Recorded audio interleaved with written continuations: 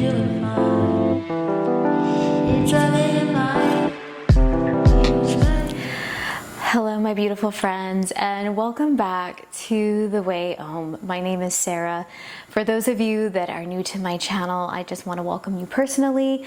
I've been teaching yoga for about 10 years now, and I mainly offer up yoga content on here. I've been recording my videos here on YouTube for the last year or so, so that's just something that brings me immense joy. When I'm not doing yoga, I'm also working in healthcare as a registered nurse, so you'll often see me combining both methodologies, so both Western medicine coupled with my knowledge of yoga philosophy and Eastern methodology. But what I've been kind of deep diving into lately is just getting on here almost like in a discussion podcast format and just sharing with you some of my insights, some things that I think that could really benefit you during this time. When I am not doing yoga or other activities, I love learning about all things law of attraction, manifestation techniques, using the power of the mind to have the reality that you desire, to have that dream life that you just can't wake up or can't wait to wake up to. And so today what I wanted to do was just to get on here and give you all what I'm calling a thrive guide. So not a survival guide, I chose my words intentionally, but a thrive guide for what I'm calling 5D Ascension. So whether you're new to mindfulness, whether you're new to a more spirit-led way of living, we can all agree that we are undoubtedly going through an ascension right now. We are going through so many changes, whether it's like global, political, economic. We're feeling this in our internal state, reclaiming our own power, reclaiming our own sense of agency. We're seeing a lot of changes right now. And I'm not gonna lie, initially at the beginning of this year, I was feeling very fearful of the unknown, fearful of what the world is going to be looking like in these next few years.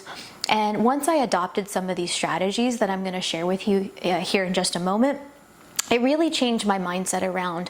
It really helped me to look forward to these changes, right? Because a lot of the systems that are in place right now, a lot of what I'm calling the powers that be, you know, they didn't get here overnight. They are so firmly rooted. They are so firmly entrenched within our society. And you know, I think right now what we're experiencing is just the early kind of rumblings, the early shaking of these foundations, because they're no longer serving us as human beings in our evolution. So right now, I'm feeling kind of excited about these changes, and I'm excited to be alive. I'm excited to be here for it and to experience it with you all and to help you hopefully along in your journey. So without further ado, let's get into the discussion. So tip number one in your Thrive Guide survival kit, or I'm calling it your Thrive kit, is I want to form in the form of a question, I guess I should say, and that's, when was the last time you experienced just pure unbridled joy? When was the last time you were just so engrossed in a creative outlet or an activity or a passion project or a hobby that you just lost complete track of time? You were just in such a deep state of flow, in such a deep state of focus and concentration. I know for many of us, we may have not have felt that feeling since childhood. And in fact, if you're having a difficult time identifying, you know, what lights you up, what sparks your creativity again, I want you to think back to some of the activities you did as a child. Maybe you can reach out to a caretaker or to friends or people who knew you coming up as a child and just, you know, ask, like, what were some of the things that I just loved to do as a kid, and really just, yeah, kind of do some like child work with that, but really, I want you to have fun with this. I want you to enter a state of play with this. If I had to give an example from my own personal experience, within the last year, I have picked up playing bass guitar. So when I'm not on here doing my content, when I'm not at work, something that I really love to do is just to put on a backing track, and I'll come up with my own grooves and my own riffs and my own way of just making the notes come together. And you know, I started taking lessons about a year ago just to better acquaint myself with the theory and to learn the proper way to play. And I'm just doing it for fun. I'm not doing it to master an instrument.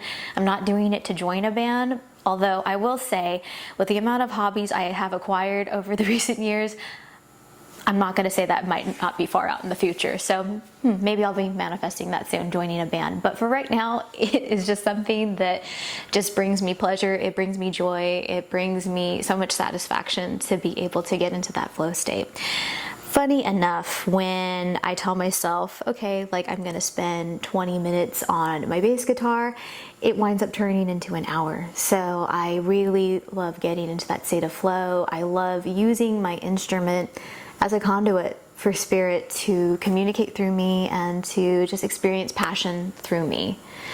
So that is strategy or step number 1 in your Thrive Kit. All right, which brings me to my second point, which if I had to borrow a phrase or a song title from one of my favorite bands, Depeche Mode, is enjoying the silence. So if you're anything like me, or if you've been following my channel for a little bit, you know I love to research. You know I am a lifelong student through and through.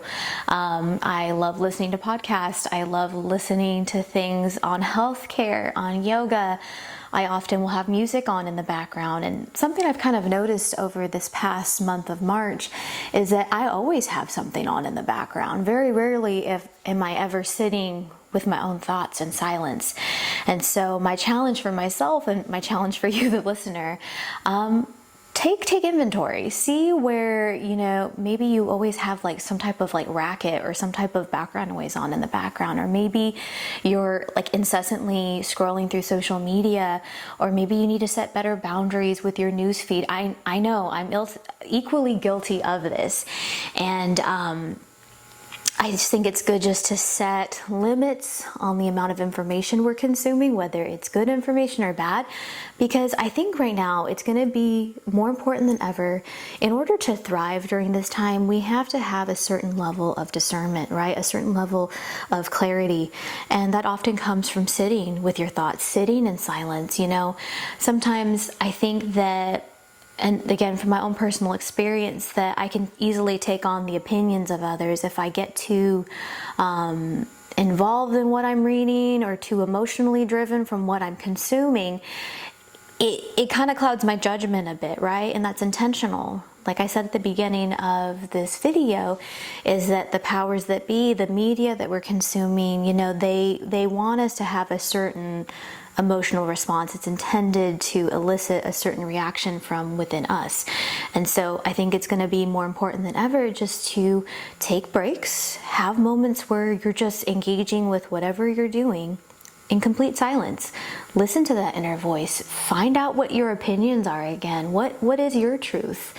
And so I think when we come back to the outer world and we are receiving information, we are in a better state to discern and to go, okay, like, I know that this is being presented to me in this way, but what are my thoughts on this? What is my opinion on this topic? What do I know to be true for me? And I think that's really going to help just clarify so much during this time. And I will say that within the last couple years or so, my anxiety has already gone down just by implementing certain practices in place, which I'll probably get into at some point in another video. But I have noticed, since I have been diligent about this over the last month, my anxiety has gone down. If I do have even just a little bit of it, has gone down exponentially. Just having that quiet time, not being constantly bombarded with information, that has really been a game changer for me, this second part of your Thrive Toolkit. Which leads me to my third and final point, which is kind of a twofold here for this third and final point. But and it's one of those things, guys, it's so simple, but it's often overlooked. And this is coming from a nurse, and this is also coming from a yoga teacher, but hydration and rest, I can't stress or emphasize this enough. Now, going to my research side again and just drawing from my own personal experience, I have really been getting into human design lately, and I'm just now starting out with that. So if some of you have more information on that, or have good resources for me, I would love to hear from you in the comments. But in the little bit I have been researching, and I took a test to see what my profile type was, my human design profile, and I found out that I'm a manifester, which is about like 9 to 11% of the population is what I researched. And all that to say is that before I discovered human design, I used to think like something might be wrong with me. And what I mean by that is I never quite fit or understood hustle and grind culture. Now, I'm a very creative person. I can produce really, really good work when I'm focused, when I'm inspired to do it. I can produce really, really good work. However, I need probably just as much time, if not more, to recharge. I don't know what it is after like filming like this or teaching a yoga class, whatever it is. I need a lot of time to regain myself. I need a lot of time to rest and to recharge. And I used to think that it was some type of flaw, like why can't I constantly be producing, video after video or work after work? And upon looking at my human design of a manifester, yeah, like it makes so much sense. Like according to that profile type, yeah, they're not meant to be going. They're meant to produce their work and then rest and get fresh inspiration and insight from that rest. Now, regardless if you know what your human design type is or if you're a manifestor or not, I really think we are shifting from this paradigm of seeing like rest as some type of reward for hustle. And I think we're moving into this mindset of seeing rest as a requirement, right? It's a requirement for you to recharge. It's not something that has to be earned or gained by putting forth like your maximum effort all the time. In fact, I think some of my best insights have come, some of my like biggest manifestations came on the heels of me just taking 48 hours just to rest and do nothing. And again, I really feel like we are moving and shifting away from this constant go and hustle and grind culture into one of being like more in the receptive mode, right? To being more in a relaxed state of receiving, and that comes on the heels of rest, my friends. So I work night shift, as many of you know, so I'm a big proponent of the 20-minute power nap. That will be my often go-to for rest. Meditation is another way that I like to rest. I do a walking meditation where I walk around my neighborhood, again, without any like earbuds in or any devices or anything to distract me. And it's a moving meditation. I just go around my neighborhood. I notice the animals. I notice the plants, the trees, the people nearby. I may even stop and have a conversation with my neighbor. Like I really want to be fully engaged and present with whatever it is I'm taking in the outside world. And I love doing that in my neighborhood. I always find something new all the time. It's amazing what you can find just by being more focused and intentional. And again, that's one way that I have cultivated rest into my life. And this leads me into my final point on hydration and just the importance of hydration. So we know from like a physiological standpoint, right, when our cells are hydrated, when our body is hydrated, it's better able to perform its physiological processes. We're better able to detox, just to carry out our day-to-day functions, right?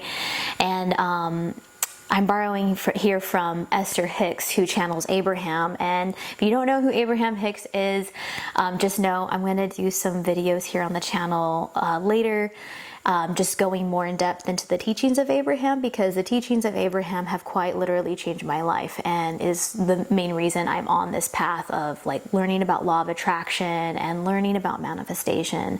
But to borrow from Abraham Hicks, or Esther Hicks, she describes just drinking an enormous amount of water. Now, you don't have to go overboard, right? Because you don't want to throw your body out of alignment in any way. But I think there's something valid to be said about drinking enough water to feel hydrated, of gravitating towards water instead of caffeine or things with like additives or things that are artificial in it. And again, like I mentioned, from a physiological standpoint, we're like 55% water as human beings. So it would make sense that we're giving ourselves the fuel that they need to thrive and carry out their processes. But Esther Hicks takes it a step further and argues that when we are adequately hydrated on an energetic level, our cells are able to vibrate at a higher frequency, which I think is just so beautiful when you think about that. So you're literally giving your cells the fuel that they need in order to carry you into a higher vibration. So I think that is a wonderful incentive to drink more water. Another book that I will be referencing here on the channel, and I'll be doing another video on, is Messages in Water. If those of you that are not familiar with this body of research, it's just a really short book. It's by Masaru Emoto. I hope I'm pronouncing that right. And it's just this really small book, and it's just research and photographs of water that's been exposed to different messages. So it could be blessings, prayers, curses, even certain frequencies, certain styles of music, even different languages. And there's all these photos of all of these messages that the water has been exposed to, and it's showing a literal molecular change of the water molecule upon being exposed to whatever intention, whatever message it was exposed to. It's really incredible.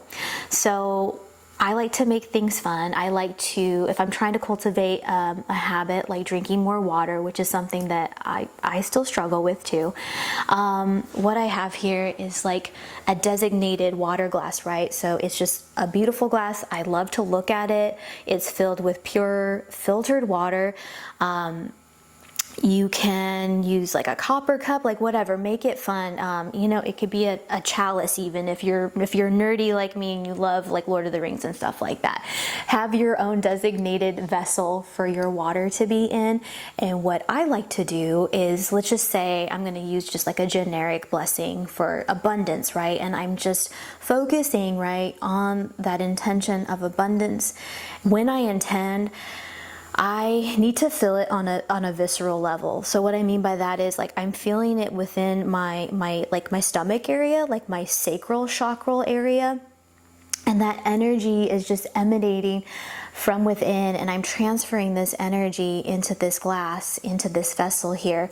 And I like to have this visual of then taking this water that I have blessed, that I have intended with the energy of abundance, and as I'm taking in the water and ingesting the water, I am literally visualizing my cells being bathed in the frequency of abundance. It's a very beautiful visual, and for me, again, I need all the incentive I can get to drink water, and if that helps you, I highly recommend implementing that visualization and that practice. And yeah, just having like a designated vessel, cup, glass, whatever, that is just for your drinking water.